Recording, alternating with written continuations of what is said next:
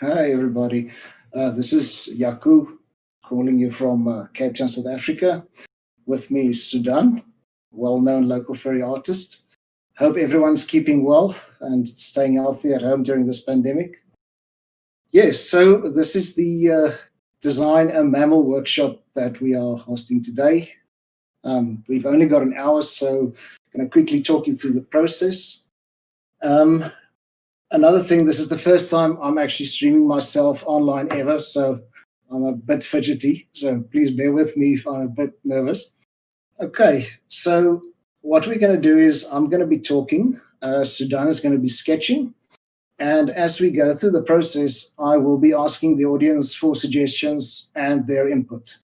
We don't have a voting system, unfortunately, so what we're going to do is you just type your suggestions in the chat on the YouTube channel, and then we are going to be picking one of those. I'm going to be picking one of those, and Sudan is going to be hearing what we say as well, so she can incorporate it into the drawing.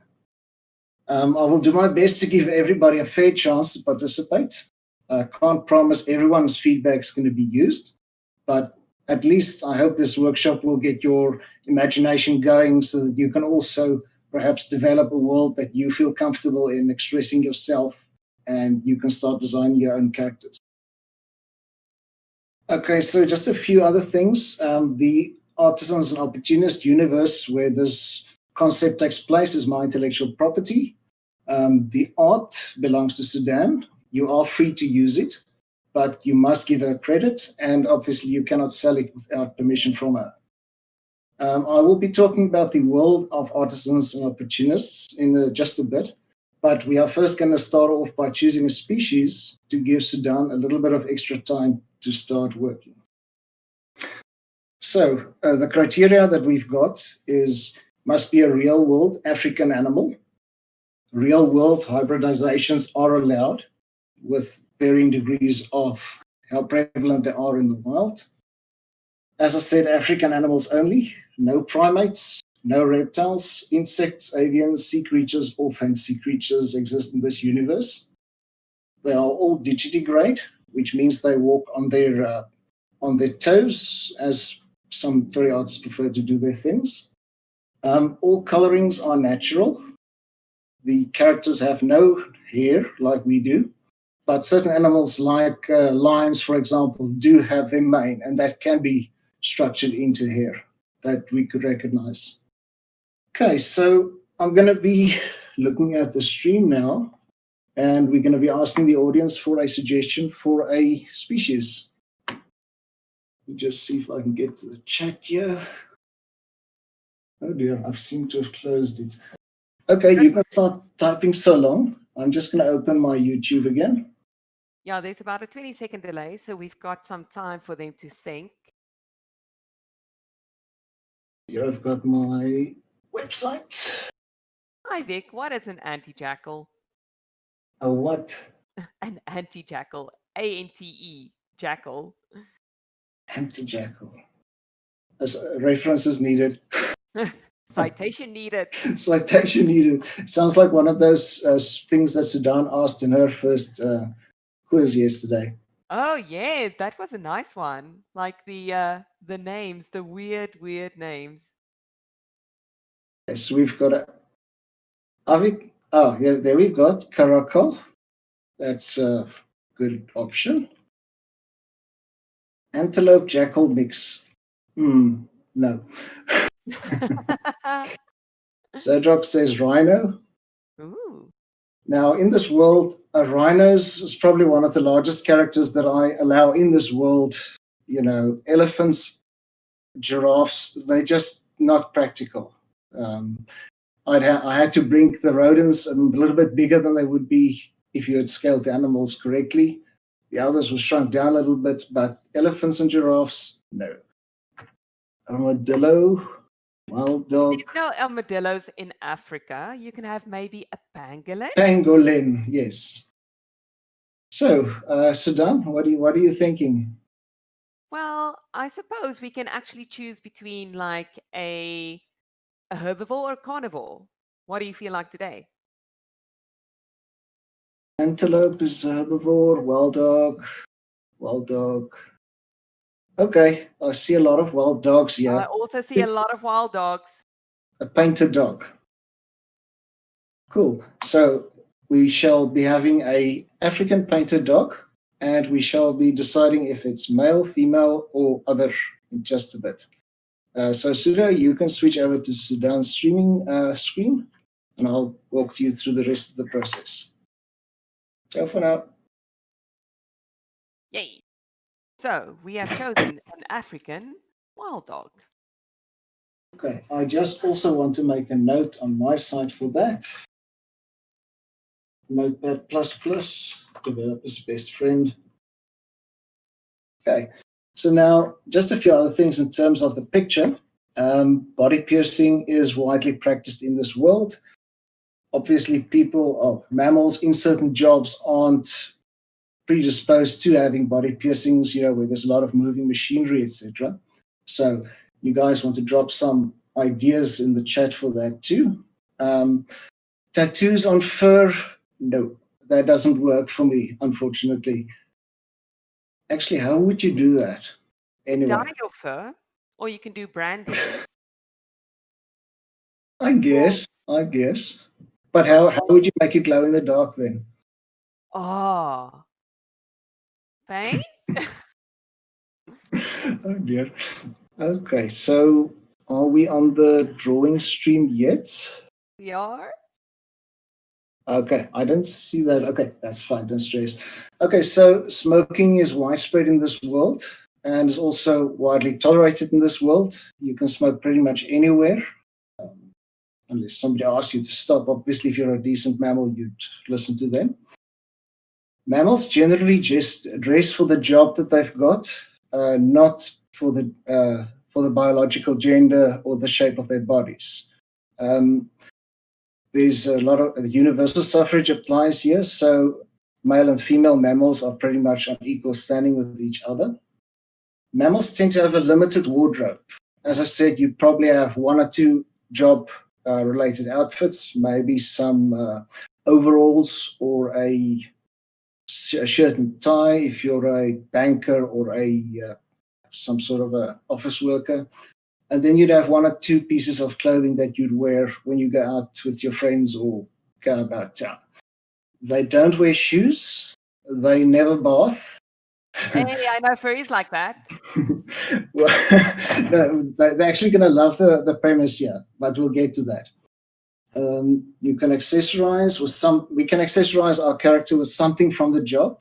I will take a look at the chat just now. So let's say you're a boiler maker, you might have a big wrench, or if you're a ticket inspector, you'd have a little satchel around your neck. So let's give it a thought as to what our mammal is going to be doing, and also whether we are going to be a biological male or female. I'm going to switch the chat quickly.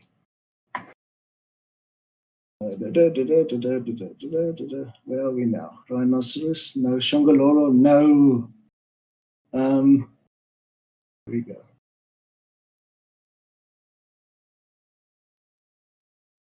Okay, I've got a lot of requests here for non-binary. Obviously, we're talking about biological sex here. So what is the character going to look like? We can get into the nuances around that later. We just want to give Susan, my boss at work is Susan, forgive me. Hey. We just want to give Sudan an idea of what people around anyway. Going to give Sudan an idea of what kind of body shape we're going to be looking at. Twilight, lunar fur, shave. I guess that's part of the tattoo question. So Twilight says we should give our character a pipe. What do you think of that? I'm okay with that. Okay. Middle ground between male and female. It's all up to you. Make a suggestion. So, pipe smoker. What kind of job do you think our mammal would be doing? Now, the world that we are talking about here is, you could probably think of it as being the 1930s in terms of technology. It's got a lot of manual labor. The universe has got a very distinct diesel punk / industrial punk look and feel. So there's a lot of mammals-machine interaction going on. Chat says, come people, we need an occupation. And Ivik says sandbathing. Oh, for the bathing thing. Yeah, I'm waiting for an occupation, folks. Otherwise, I'm going to choose one. Ooh. Sounds like a parent with 2 toddlers for children. Yes. If you don't make a decision, I will. Okay. Are we thinking? Okay. Let's say our character is a walking ticket inspector for the Bridgend Metro. So you would probably have a little, well, I'm saying he, engineer we've got, radio repair person, FURSAVerance. There is electricity, but no radio yet. That is coming, but it's not there. Car mechanic, we've got a suggestion. What do you think, Sudan? I like to have him as a bit of a working class type of person. So I actually like something like maybe a mechanic of some sort. Okay, so let's say he's a mechanic. There are cars in the universe. They're not as widespread as they are in ours. I'd say about 80% of all mammals travel by the metro, or if you're on the mainland, they'd be traveling by train. Maybe he can be a train mechanic. What are those people called? That's actually embarrassing because I'm very enthusiastic about trains. Oh, I know. That's why I asked. Caught out. Okay. So let's say a mechanic who works on cars and motorized bicycles. Oh, there must be quite a lot of that going around. The motorized bicycles, that is. Yes, it's. I don't know if you've ever been in Cairo or in a big city in India. Yeah, those kinds of images. People, mammals driving on the sidewalk, 5 bicycles next to each other in a lane. That kind of image comes to mind. Okay. Yes. Have we got a final word on the gender? Oh, I did not check. But I can make them fairly, androgynous, so that shouldn't be too bad. Because they don't have head hair or anything, don't they? No, they don't. The big place where that comes into play is that certain antelope species, only the males have horns. Oh, yeah, that's true. Of course, others, the males and females have horns. Kind of a smaller buck. Yeah.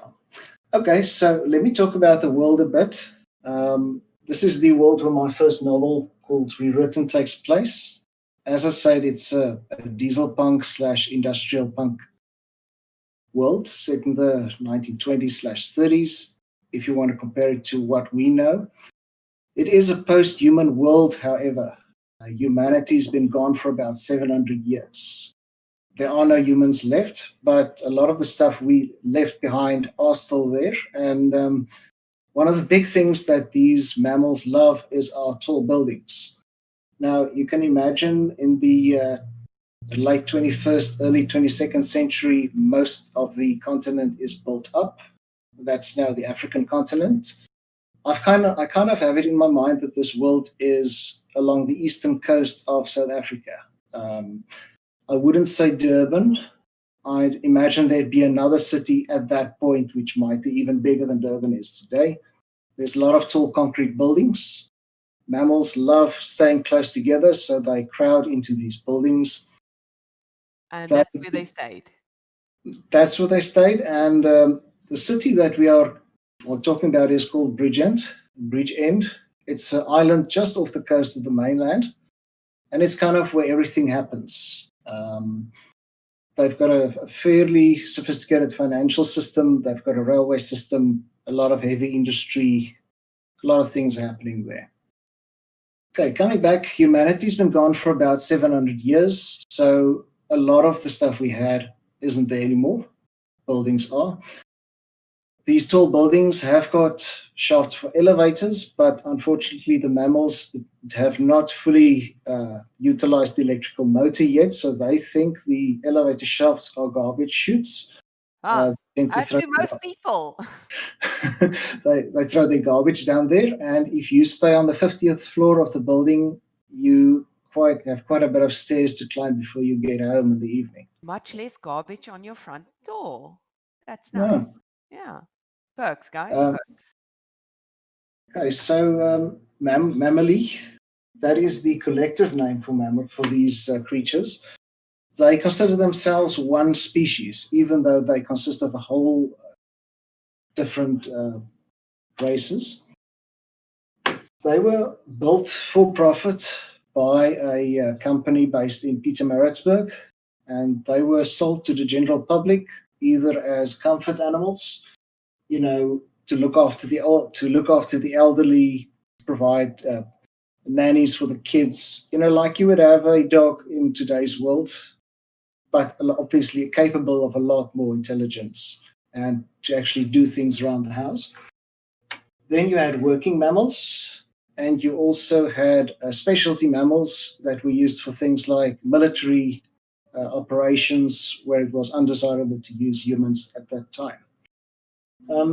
They think they are enlightened animals, but they're actually not. They are what I call organic cyborgs. Oh, yeah, I remember that from your first book. Spoiler alert, read the first book to find out what we're talking about. Yeah, so they are basically grown computers. The mammary brain is completely designed from scratch. The bodies were developed using human and animal DNA.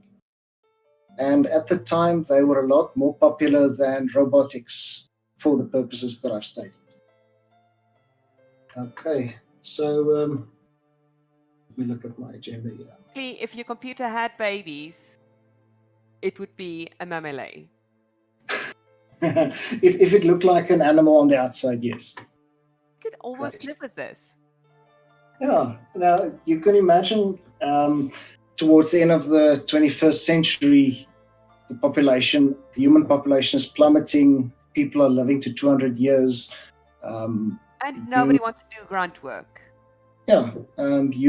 You feel bad. You're not visiting your grandmother every decade, so you buy her a mammal. And this mammal can stay with her, can cook the food, can help her feed itself. Yeah, so you can imagine the possibilities. There's a whole backstory which we unfortunately don't have time to get into. So we've looked at the taxonomy, we've looked at the job. Okay, so one of the things that I also take a look at in my new book called Greenfields is urbanization. So obviously you've got mammals sparsely scattered across the greater continent, but a lot of them have heard about Bridgend, and to them that's the place to be. You can imagine people moving from the Eastern Cape, which is very rural and I wouldn't say poor, but there's a lot more opportunities near the city. So you've got a lot of mammals streaming in, which of course creates a lot of demand for labor, creates a lot of demand for food, creates a lot of demand for housing. And that's also one of those things. So in the city, you earn a lot more money than you do in the countryside, but the cost of living is also a lot more expensive. So let's think about our character for a moment. In this world, your parents tend to have a very big influence on what you become. So let's think now, if our character is a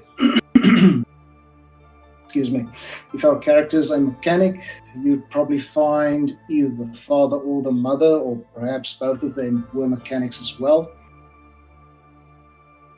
Just a note here. Programming, and how they reproduce, the programming is kind of carried over to the progeny. Yes, we are going to get to that as well.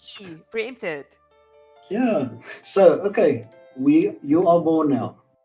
Most mammals are born naturally. Obviously, the medical science is like what we've had around the turn of the century, so they can do C-sections and such, but the mammary reproductive system is fairly sophisticated. One of the things that happens is when a mammal is conceived and it starts to grow, the computer, which is the brain, forms first, and it actually does a whole lot of checks on itself. And it checks the development, and it makes sure that there's at least a decent chance for it being viable. If not, then obviously it gets naturally aborted.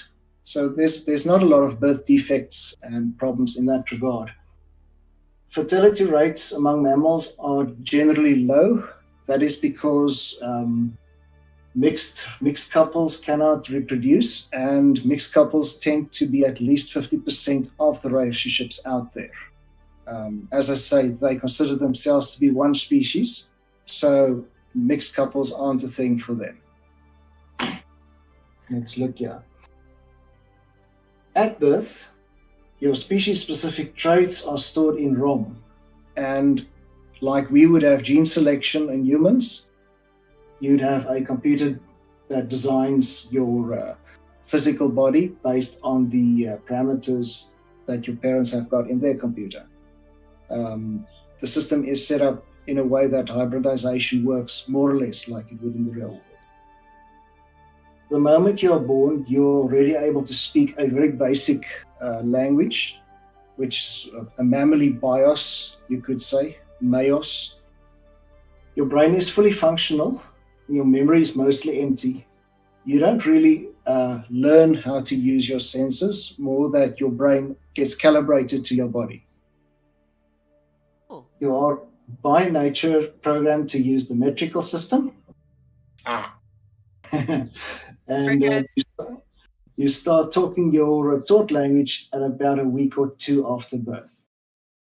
You are dependent on your parents for about 4 seasons, which is a year in our time. Now, obviously, you can imagine a company building these mammaly. You'd want to get them to market quicker rather than later. So you forego the whole process of going to school, learning, going to university, get the kids stuck at the house for 21 years. Now, I'm a parent. I know what that feels like. It would be amazing if they could be fully learned. And out by 1 year old. Well, what I've got here is that they generally leave the house at around 8 seasons, so that's 2 years. It sounds fantastic, but if you think about it, if you look at the animal world, a lot of them are actually able to fend for themselves fairly quickly after they get born. I don't know where human evolution took a wrong turn in that regard. Apparently, it's because we are so bloody stupid when we're born. We need to learn a lot of things before we get sent out in the world. So, okay. Every mammal, like a computer, has a randomly generated serial number. This was used extensively by the company and people at the time. Each mammal knows its serial number, but it's not something that you consciously know. It's stored in your BIOS, and by giving you the correct stimulation, you will actually say that serial number, and you can never lie about your serial number. You are programmed that way. Okay, so let's talk about names for a second. Each mammal has 2 names. Try learning. So I'm just checking the chat as well. So each mammal has 2 names. You've got a family or intimate name, and you've got a formal name. Your family name is actually a very closely guarded secret. You only share that with people who are really close to you, your parents, your siblings, and your mate if you have one. And it's considered very rude or inappropriate to use somebody's intimate name without their permission. They generally refer to each other by their formal names. So let's think of a name for our character. What I actually did in the book Rewritten, is I took the Johannesburg metro map and I chose the station names that sounded like they could be people's names. And Ooh. I assigned them to characters as I thought they sounded correct. So now, in the new book that I'm writing, Greenfields, I chose the Cape Town Metro instead, and I found that there's a lot fewer stations, so I had to make some concessions with the names. What is that? Like a true name. Okay, so if you guys want to talk to me in the chat, maybe recommend a family name and a formal name. I try to have my names sound Anglican, in other words, English sounding. There's no character called Jan Piet van der Merwe or something like that. Hey. Cairo the Donkey asked, Cape Town has a metro? Yeah, kind of, yes. At the moment, no. With the corona, there are trains here. Not the greatest in the world, but okay. So, yes, Ivik, that's a long discussion. Ivik says, it's actually a good metro. Okay, so Let's go with it's a metro. It's those yellow trains. yeah, the Jongololos. Okay, so I clearly don't go to Cape Town that much. Okay, so I wonder if the people are actually behind us in terms of the stream, because the names They are about 20 seconds behind. So oh, am I being in too much of a hurry? yes. So they're about 20 seconds behind, so the name should start popping up right now. Okay, so we've got a name, Blender. Let's keep that aside. That comes from Twilight. So this is now the formal name or the family name? You guys need to tell me. Stellies is where I work. Oh, we can call our character Stellies as well. I was about to say Stellies is like a good gender neutral name. Okay. Okay, so our character is called Blender or Stellies. Now we just need to choose which is which. What do you think, Sudan? I think, okay, so the formal name is what everybody knows him as. I think Stellies would be a good formal name. Okay. Stellies.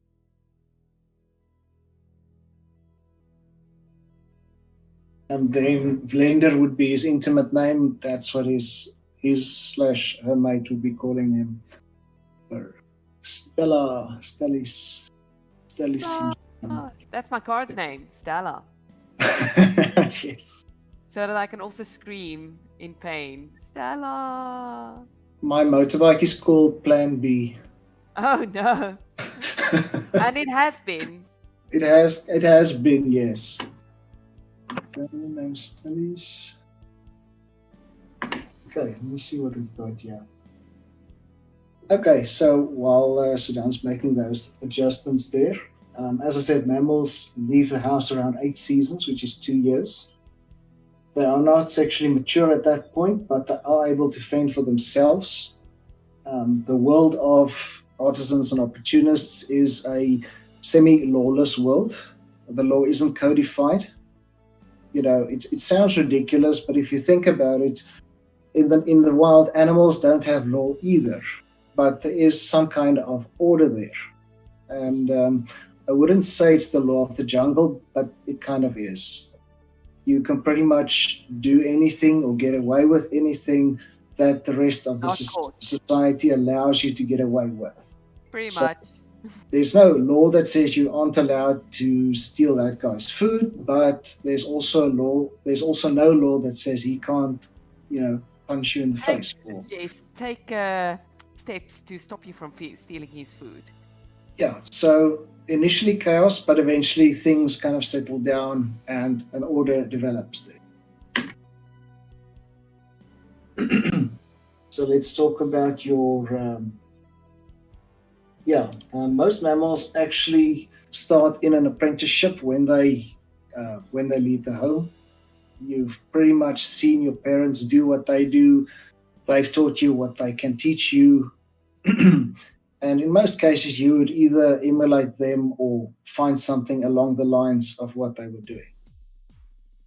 You would then either work for them if they've got their own business, or you would take up an apprenticeship.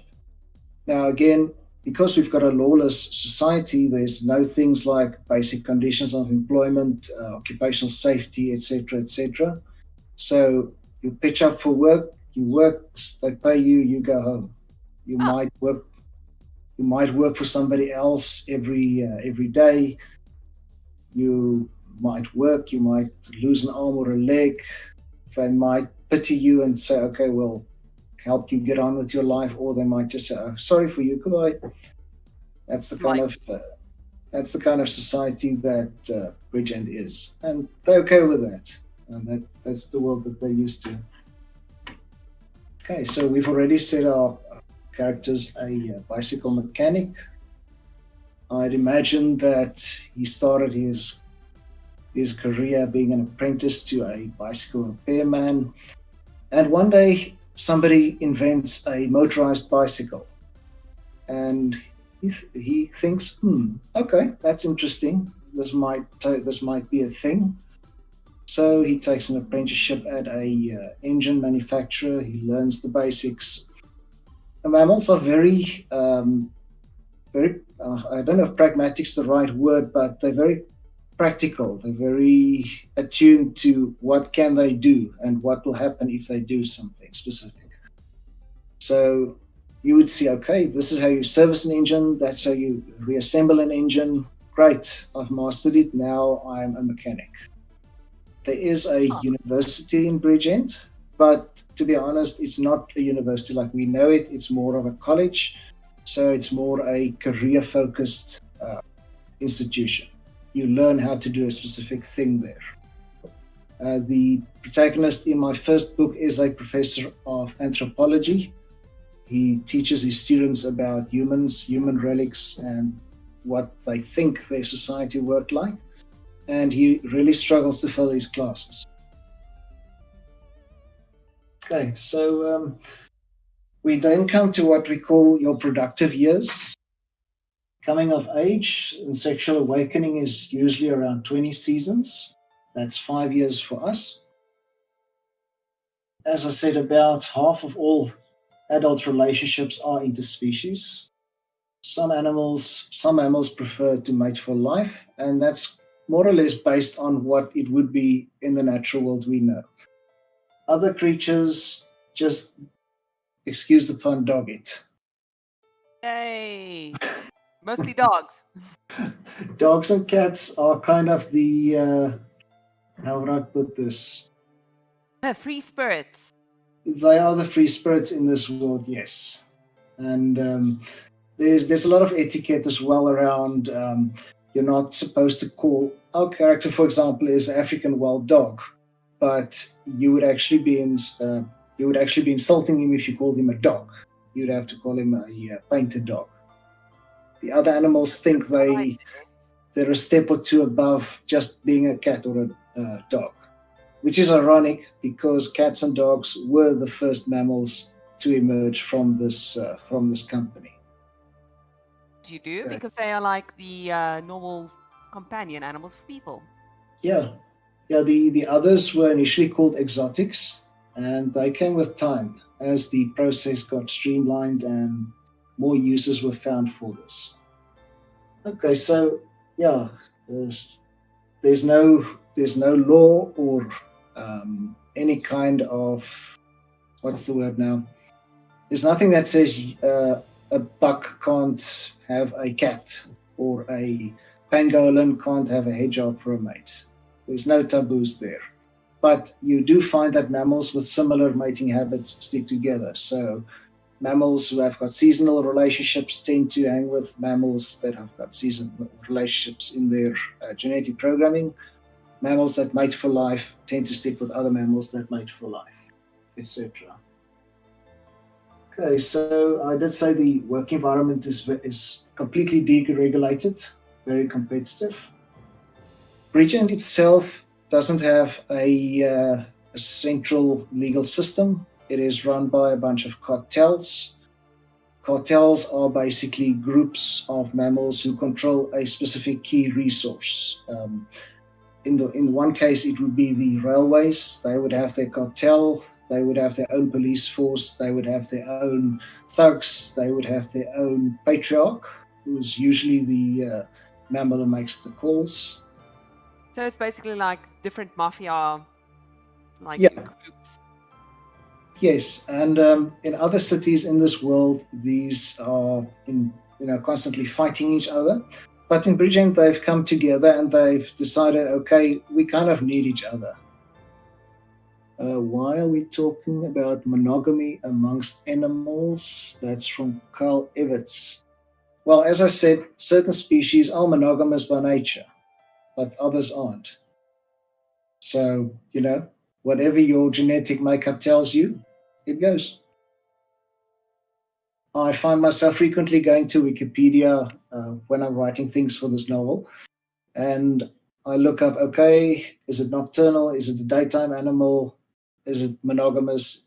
Oh, Etc. etc. that's another interesting point. So basically, you can have your industry running for 24 hours because some mammals are nocturnal.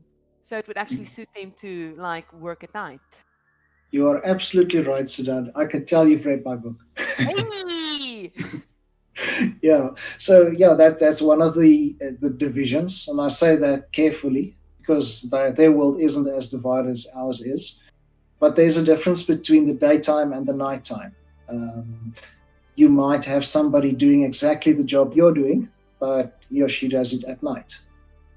And some mammals are naturally prone to working at night. Others decide, for the sake of convenience and or the availability of work, to become nocturnal. So you've got your metro that runs 24 hours. You've got your bars that have got 2 happy hours a day.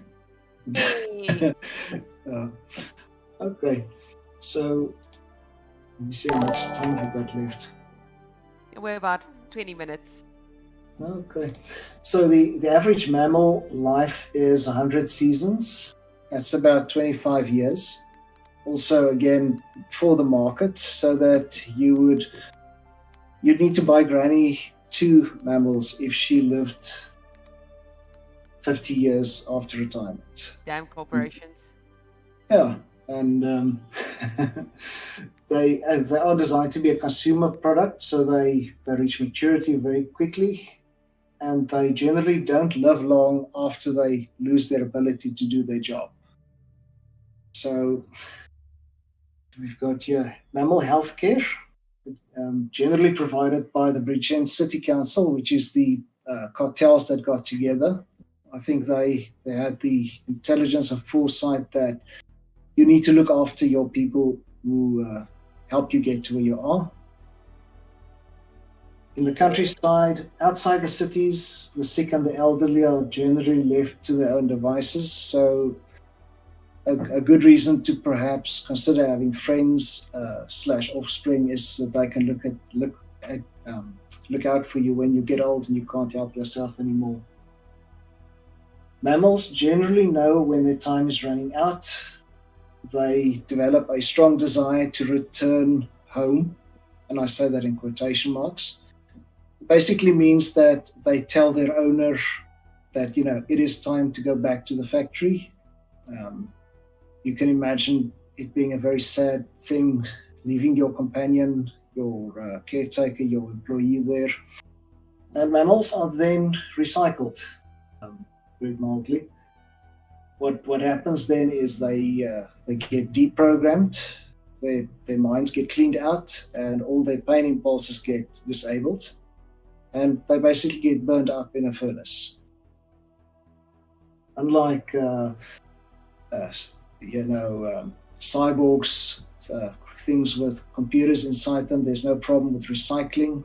They're 100% biodegradable. That's also one of the selling points if you were to read the manual that comes with, or the PDF or your tablet stream or whatever they use then, that comes with your manual. In in the canine I've got, mammals are cremated. They are cremated in the open, usually at sunrise, the day after they've passed on. And one of the things that happens is mourners can pay their last respects by tossing little pieces of coal onto the burning pile.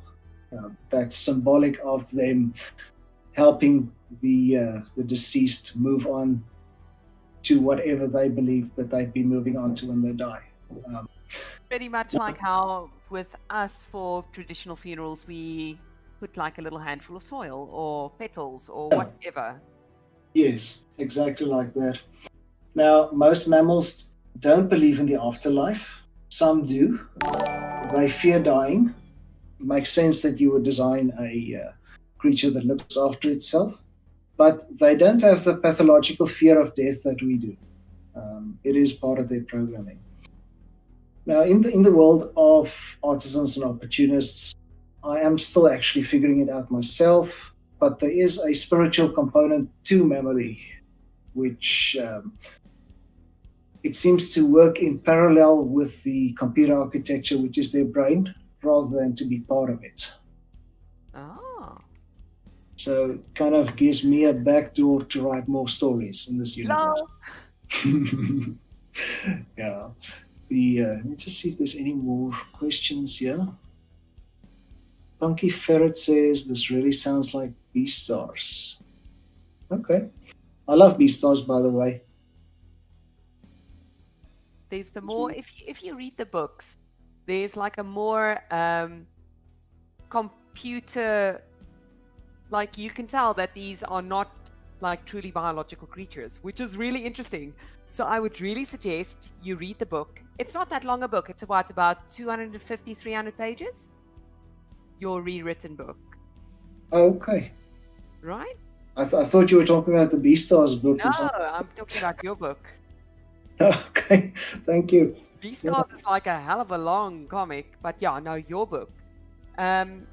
It's a nice read, an easy read. It is, yeah, it's, wow, how many pages was it? I don't think it's more than 300. I could tell you I've got the book next to me. It's 200 pages on the dot. 200 pages on the dot. I think I read that in the space of a weekend. So that's kind of what I wanted to go through. What else can I say? I get excited about people who develop worlds for their characters to live in. It could be sophisticated, it could be complex, it could be something as simple as what Carl Gold does. Most of his things map directly to things that we've got in our world, but he changes place names. The world, his first story, the only one I've read actually takes place, is literally a map of the United States, but he gave the towns new names. Then, you've got things like the Zootopia universe, where you've got the predator-prey thing. Oh, that's maybe something I should have mentioned. What do they eat? Yes, exactly. All Mammalæ are vegetarian. The biggest lion is a vegetarian. Now, in times when these were commodities for sale by humans, they would eat pellets like we... like dog pellets? Yeah, like dog pellets. And, of course, you'd possibly void your warranty if you bought aftermarket pellets. No. I don't know. But, yes, they eat pellets. And in the world of rewritten, they actually eat an awful lot of corn. Corn is the crop that was bastardized by humans for the purpose of feeding the masses. The corn contains enough protein, enough of the correct vitamins and minerals. It grows anywhere. You can plant it on the beach. That's kind of what they eat. So they eat pap, they eat porridge. In terms of alcohol, they love a good bourbon because they make it from corn. Wheat is considered a luxury, as is normal vegetables. Now, mammals are able to eat meat. They are omnivores like we are. But the company had the foresight to block them from eating meat as part of their program. Yeah, because imagine Granny gets eaten. Yes, imagine Granny forgets to buy food. And the lion you bought to look after her gets hungry. Oh no! That's actually a very interesting idea. I could do a horror as well. No! Don't eat Granny. Oh dear. Okay, guys, we've got another 15 minutes or so. Have you got any questions about this world? Have you got anything you'd like to say about our character? Anything you'd like to ask Sudan? Yes, the pellet, aftermarket pellets, Ivik. By the way, when Mammalæ are in their peak in the universe before this, you've actually got a profession called actually I don't know what it's called, but you basically need a veterinarian degree and a computer science degree, and then you need to be certified by the company to be able to work on your mammal. And as a responsible mammal owner, you would take your mammal to this specialized person maybe once a year for a checkup. They would maybe do a firmware update if needed. The programming, by the way, is done through the eyes. You would literally send light pulses into the creature's eyes, and they would then respond to that in the same way a barcode reader responds to a barcode. Uh-huh. So you've got a fairly big pipe going into the mammal, but coming out, you're fairly limited. So you would stream a whole lot of code in, and then the mammal would say green or red, depending on if the patch was successful or not. I wish my computer could do that. It's supposed to. It just stares at me blankly. Okay, I'm not a computer-like type person. Just a question, do you have an Apple or not? I do not have an Apple. Oh, okay. Why? Am I a boomer? Oh, my voice gets angry when I say Apple. Apple. What have we got? Twilight says the purge. What do you mean by that? Purge for the eating of Granny. Eating of Granny. Well, Yeah. that'd be one very interesting way to actually run the purge is to just I don't know, give Granny a lion, a very hungry lion. So I'm actually still trying to get my head around the world that would exist when you have got these creatures living with you. You know, what would they be allowed to do? What wouldn't they be allowed to? Would they be allowed, for example, to own a bank account? Or But would they be paid because they it's like paying your computer. That's the thing. I'm still figuring it out. And what do you mean you have not thought of every single thing? It's, hey, George still made stuff up. Yeah, he figured out how the Force works, midi-chlorians, afterwards. After making 3 movies about it. So I think I'll be safe. But think about it. Do the 3 laws of robotics apply in this world? I know that there are 3 laws of robotics, and I think it was Isaac Asimov who came up with them. I think so. But you're going to have to remind me what they are. I think the first one was that you would firstly, what is it? Do no harm.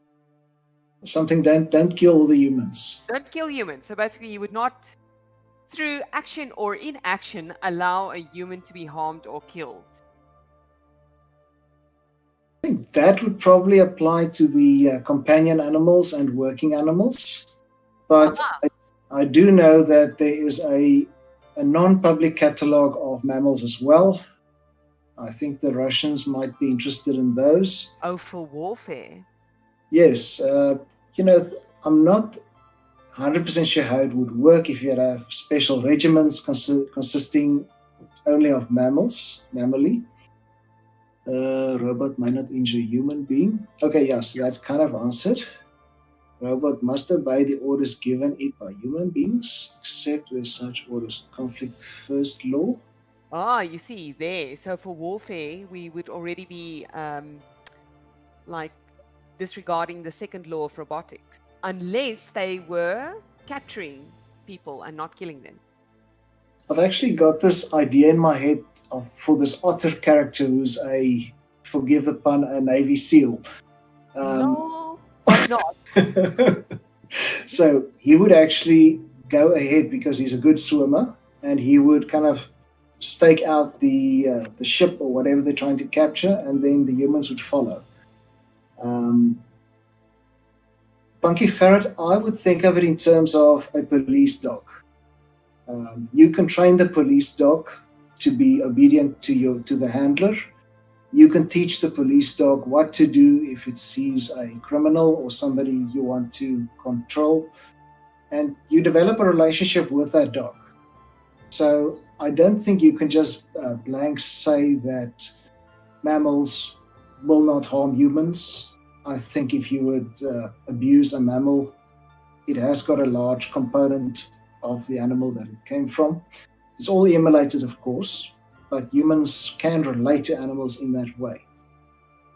And then a robot must protect its own existence as long as such protection does not conflict with the first or second law. I think that's the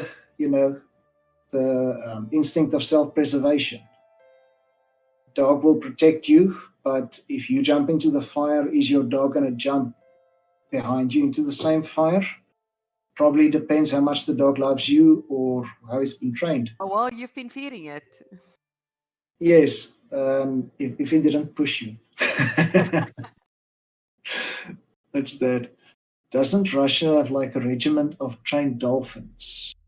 Yeah, that was, So, they were trained to swim up to the hulls of ships, but they were trained to carry, I think, torpedoes and things. So you would lose a dolphin, but you would also lose an enemy ship, possibly. I think I'll decline to comment on that. Oh, It's interesting, one of the things I read was there was a lot of research done into pigeons in the Second World War, where they actually tried to build a guided bomb system that used a pigeon. And the pigeon would look out this little glass dome, and it would see a ship or a target, and it would then be trained that if you peck on the little target, you get food. oh yes. So this pigeon would be pecking away at the target, and the food wouldn't come, and then suddenly, boom! Oh man, that is a hell of a job. Now that I see you working on the hand, Sudan, might actually also add that canines, felines, paws, but buck, sheep, goats, pigs, they've got a special 3-digit hand. If they were to stand on all fours, you would be mistaken to think that it's a hoof, but it's actually a 3-fingered hand. And that creates some interesting problems for things like firearms. You would have a gun with a very big trigger guard if you The things would if have you to would be retrofitted. Yes, things like motorbikes. Let me think now. Yeah, you'd have fewer digits to move around. You do have the opposable thumb, though. What's that? Interesting. So you can't just like buy a second-hand anything. You would have to buy a Speed is second-hand for appropriate. a hoofer, or buy a second-hand for a carnivore or a normal, like, non-hoofed mammal. Oh, okay. This is actually a very important thing I forgot to say.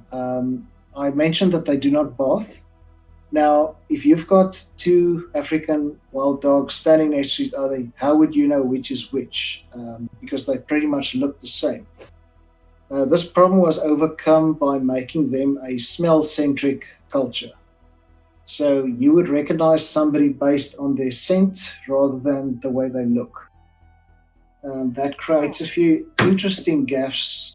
For example, now imagine that you wanted to describe somebody.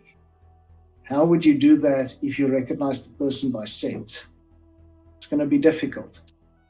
Oh, that actually makes sense. How did you get around that? Or have you not? I have my ways, but I also use that to dramatic effect. Because So one you of the can things recognize somebody you without could, yes, you would know that there's a possibility that the wild dog standing over there is that person, but you wouldn't know until you're close enough to scent that person. On the other hand, you've got the advantage of knowing that somebody was here a few minutes ago, because you'd still be able to pick up tiny little pieces of their scent. That's interesting. So basically for tracking, and obviously if something has good sense of smell in like the natural world, like a wild dog, they Yeah. would be more prone to like actually using that to identify people and to Yeah. use it I in mean, general life. okay, I mean, I can imagine most mammals have the sense of smell that our typical dogs have, but then you would get something like a specially trained sniffer dog, and he would have, or he or she would have a sense of smell even beyond that. Fair enough. So you get your specialized things as well. And obviously, if So, your mom and dad was a sniffer dog, chances are, due to your programming and heritage, you would also be a sniffer dog. yes. And if you're a mole who tends to rely very little on sight, you would also have excellent sense of smell. Very, very busy. 4 minutes. Okay. 4 minutes left. So, what I like to do when I ride my bike in the morning to work is I do these little mental exercises with me, and I would pretend to be a mammaly or a mammal. And I would say, okay, what is it like walking into a crowded room?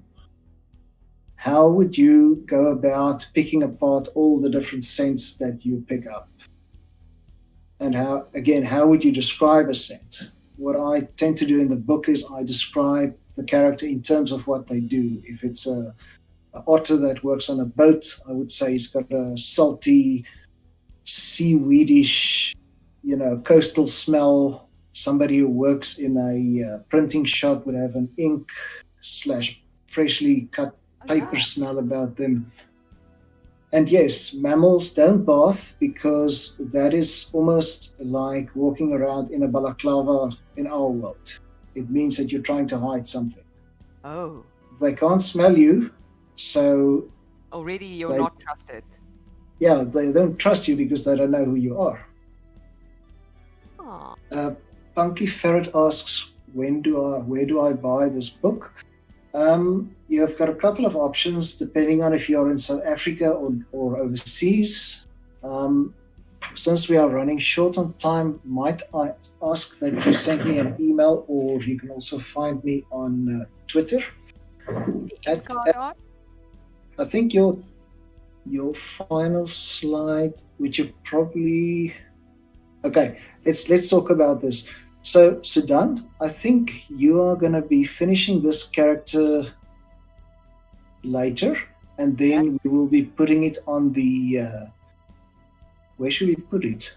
I think I'll put it on my Twitter and your Twitter, and we'll share the links around then. Okay. I'm just going to drop my Twitter handle here. @WolfTVL, and then Sudan, you are at Sudan Red.